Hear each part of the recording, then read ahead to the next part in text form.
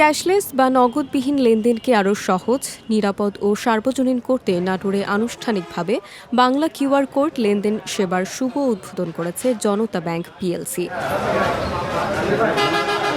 জনতা bank PLC Patuapara শাখার উদ্যোগে এই অনুষ্ঠানের আয়োজন করা হয়।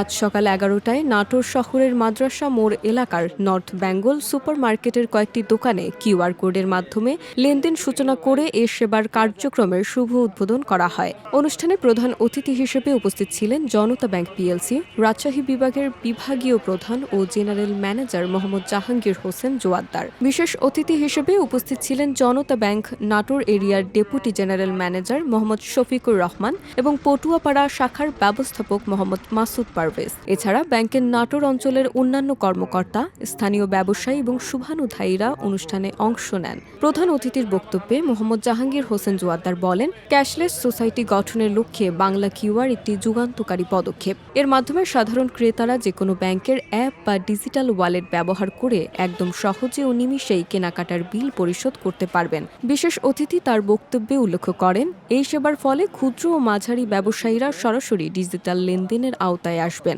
এতে নগদ অর্থ বহনের ঝুঁকি যেমন কমবে, তেমনি স্মার্ট বাংলাদেশের রূপকল্প বাস্তবায়নে ডিজিটাল ব্যাংকিং ব্যবস্থা আরও এক ধাপ এগিয়ে যাবে।